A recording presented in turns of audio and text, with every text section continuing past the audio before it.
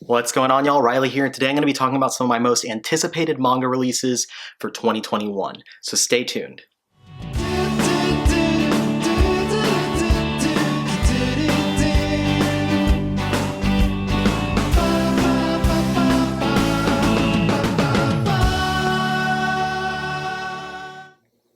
Alright, so we're going to be talking about the manga releases for mostly the first half of 2021. We have solicitations for stuff all the way through like August right now, and I'm going to be touching on a couple things that are happening in the latter half of 2021, but later in the year I will come back and we'll do a 2021 manga releases part 2 video where I talk about stuff from the summer and fall and the winter and all that stuff. But for right now, I'm just going to be talking about some of my most anticipated releases. I'm not talking about stuff like, new volumes in the middle of a series, even though I'm really anticipating things like new volumes of Chainsaw Man, for instance, or the new hardcover editions coming out of Berserk and Blade of the Immortal. I am looking forward to all that stuff, but I want to highlight more of new volume 1s that are coming out and new final volumes that are coming out, just stuff that I think that other people might want to check out as well. So without further ado, let's go ahead and jump on in. And I know that we're coming into this a little bit late. It is February, but we still have tons of awesome stuff to be looking at. So I'm already going to have one of these books, one of my anticipated books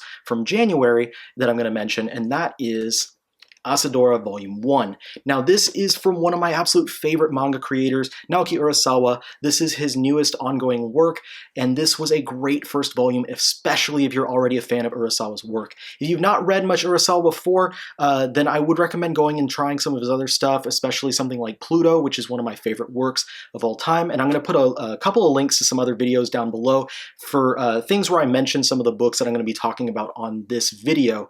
But anyway, so he is one of my favorite creators. I would recommend looking at some of the other things like Pluto that he's done before you jump into this, but this is still a really good series for a new Urasawa person to jump into and kind of become a fan of his work. This was a great first volume that sets up this story really well, sets up some really intriguing characters, and it ends on a cliffhanger that makes me not want to wait. I cannot wait for that second volume to come out to see where this is going from here. Now next I've got the second volume and final volume of a recent re-release is coming out. I actually have it on pre-order, so hopefully I'll be getting it pretty soon, and that is the second volume of the collector's edition of Mermaid Saga from Rumiko Takahashi. Now, Takahashi is known for a lot of things like Ranma 1/2 and, of course, Inuyasha, but Viz Media has been doing a really good job lately of focusing on reprinting some of her works, such as Mermaid Saga, as well as things like My Sonikoku, and the current reprintings of Urusei Yatsura, which promise to be the first time that series is published in its entirety in English. Now, this is a very different kind of departure from the typical stuff that she does. It is kind of a fantasy series, but it has more of a horror twist to it, and I am really looking forward to, I'm in the middle of reading this first one, I'm looking forward to that second one coming out, and once I finish reading both of them, I am going to do a video talking about this series, so definitely look forward to that.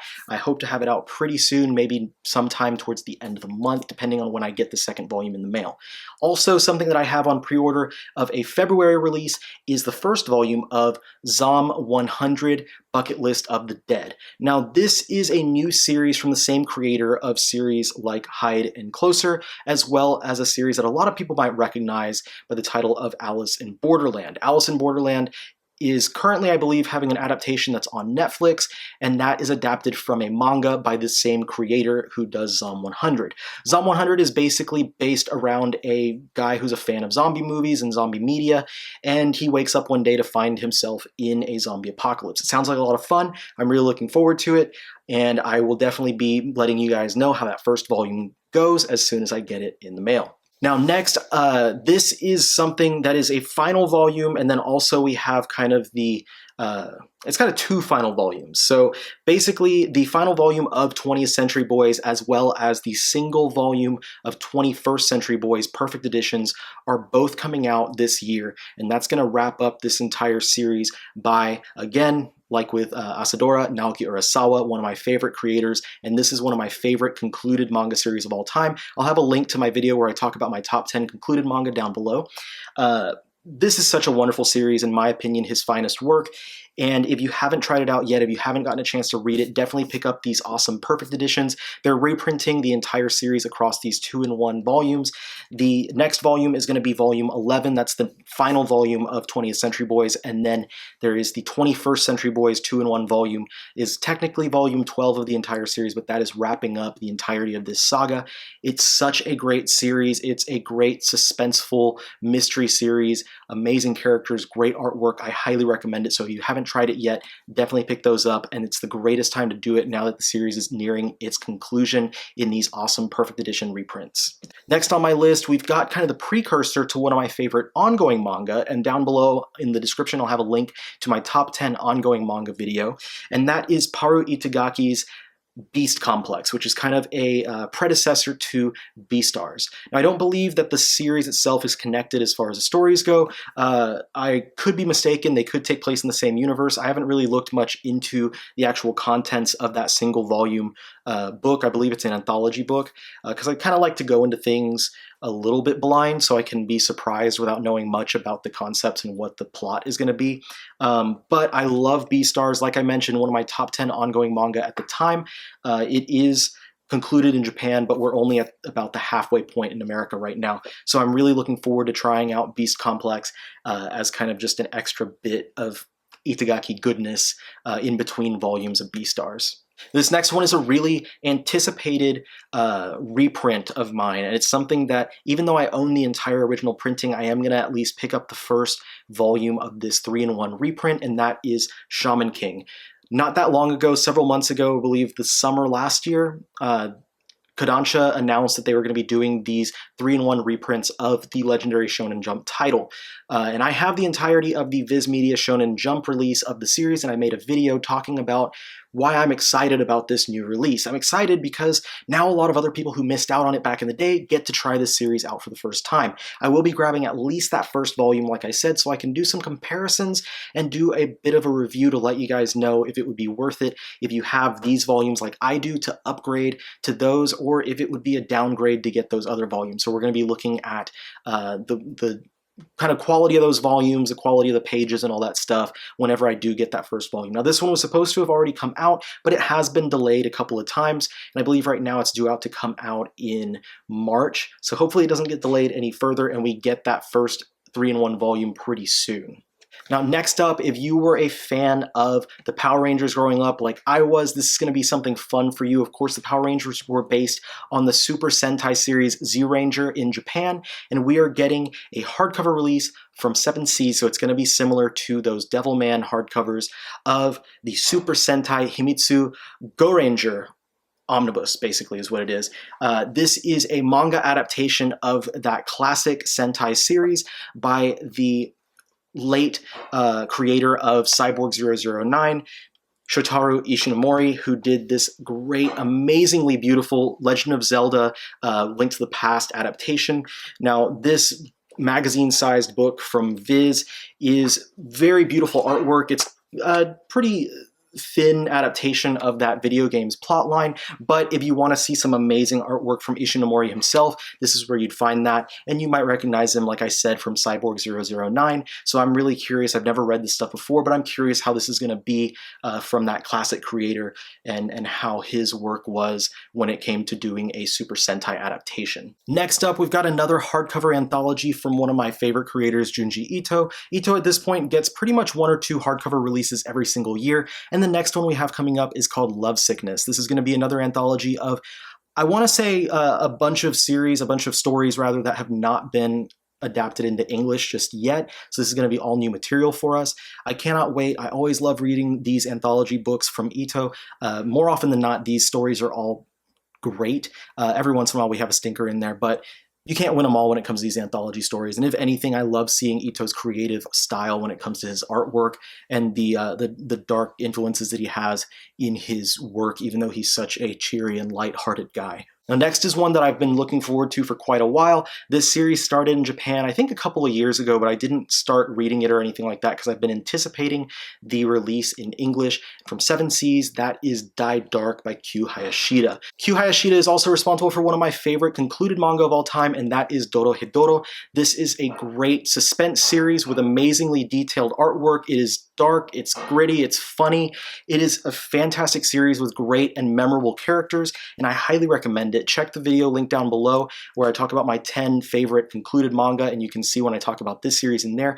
Die Dark, I am expecting a lot of big things from that because I'm such a big fan of Kyu Hayashida's previous series. The only downside that I see for this so far is that unfortunately it is getting printed on those smaller volumes, the smaller trim size that 7 Seas is known for doing.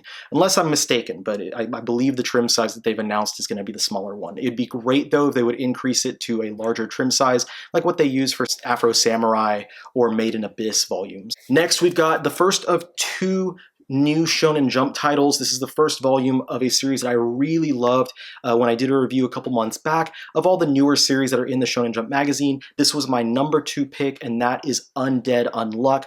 I believe this is going to be one of the next big shonen titles, so if you haven't tried it out yet, I definitely implore you to try that series on the Shonen Jump app. The first 3 chapters are going to be on there free if you subscribe to the service, so you can read the entire series and get caught up. It's got just about 50 chapters so far, so it's not that deep into it just yet, but it's such a great action series with amazing and creative characters and tons of twists and turns along the way. I really love it. I highly recommend it, and I cannot wait to get my hands on a physical copy of this series.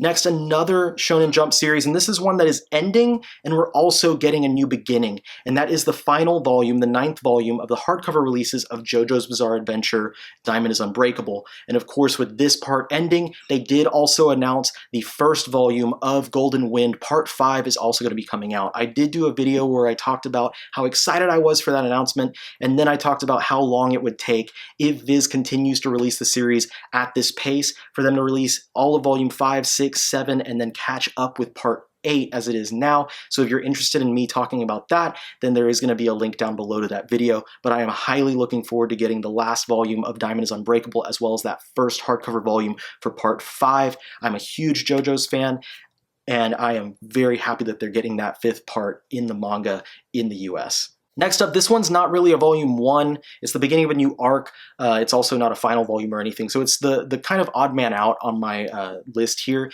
But that is going to be the 3rd volume of Kaiji Gambling Apocalypse. I've been having such a great time with this series. It's just a fun and kind of very deep and thought-provoking series dealing with a compulsive gambler in the character of Kaiji. Now, I'm really excited about Volume 3 because it's starting up a new arc that is full of material that I've never read before. I've read, of course, the first 2 volumes, which wrap up that first story arc, and I've also seen the film adaptation in the Chinese film Animal World, which was a really fun adaptation of that storyline. So this new one is going to be completely new material to me, and I cannot wait to read that and see what type of crazy stuff that Kaiji gets up to next with his gambling habits and all that good stuff. Now, this next one is another awesome hardcover that I've been looking forward to, and a series that months ago I made a video talking about canceled titles in the US that I would like to see resurrected, is how I put it, and this was one of those that was on that list, and that is Fist of the North Star. Fist of the North Star, despite how popular the series is across the globe, has never had a full English adaptation. Viz Media tried to do it decades ago, and then in the early 2000s we did see the company Gutsoon Entertainment try to publish the series as well. They went under, and the series kind of has laid dormant since then, and now Viz Media is finally getting us these awesome hardcover reprints, these hardcover collections of the original Fist of the North Star series. Now, I believe this is supposed to be 2-in-1 volumes, so they said it was going to be similar to what we've been getting from JoJo's Bizarre Adventure, so I do read that as hopefully being 2-in-1, but it might be a little bit different. It might be based on some of the larger edition, like Kanzenbans, that they might have in Japan already, but we'll see. I haven't really looked that much into the details of it. I just know that I'm super excited that we're finally getting some new printings, a full reprinting of Fist of the North Star in English and in hardcover. It's going to be amazing. This next one is a new series from the creator of I Am a Hero. This was a great zombie series that I really enjoyed. I enjoyed reading these collections from Dark Horse back a couple years ago, and I'm really looking forward to seeing what this creator does in his new series, Under Ninja. This is basically based around a teen unemployed ninja in the modern times who gets summoned to do a job. I haven't read any of it. I haven't read any previews or anything like that. And like I said earlier, I like to know as little as possible about the plot so that I can just go in just kind of empty and not have any preconceived notions or anything, but I do know this creator's work. His artwork is entirely just beautiful, to say the least, so I cannot wait to see some new material from him and see how Under Ninja goes. Next up, we've got a 2-volume set of the predecessor to the classic action shoujo series Sailor Moon. We're getting the 2-volume Eternal editions of Sailor V. So like I said, that's the predecessor. It focuses on Sailor Venus rather than on Sailor Moon, so this is before all the other Sailor Scouts and stuff. It is being collected, I believe it was originally 4 volumes, and they're recollecting it across 2 of these larger Eternal editions. I'm really looking forward to that. I really enjoyed this series. Great artwork, great action, great fun characters, and I'm gonna love seeing the predecessor to that series. We're also getting more reprints of Sailor Moon from Kodansha. If you're not into these larger, expensive Eternal editions that I have here, then they are doing, I believe, what they're calling the Naoko Takeuchi collections, which are basically going to be the same content of each of the Eternal editions, just in a smaller trim size for like $12 or $13, so it's a lot more affordable. Now next, this should be the last volume of this series.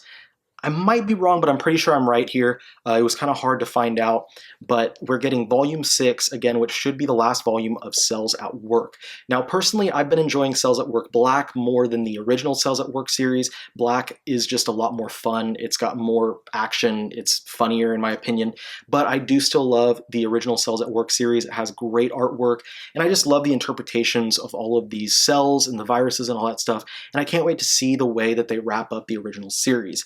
Now, on top of having Cells at Work Black, we're also getting a 3rd Cells at Work series in English. Cells at Work Baby is having its 1st volume come out pretty soon. I'm not going to be picking that one up. It doesn't really entice me at all, but I just wanted to mention that while we're here. And I don't know if they're doing any of the other spin-offs physically just yet. I know there are at least a few others. There's a ton of Cells at Work spin-offs, if I'm being honest, but I haven't seen any news about any of those getting physical releases. I think some of them do have digital releases from Kodansha, so if you want to read them digitally via like Comixology, you can go that route. Next, we got another volume 1. This was my #1 choice from the Shonen Jump titles that I mentioned earlier when I was talking about Undead Unluck, and that is Mashle.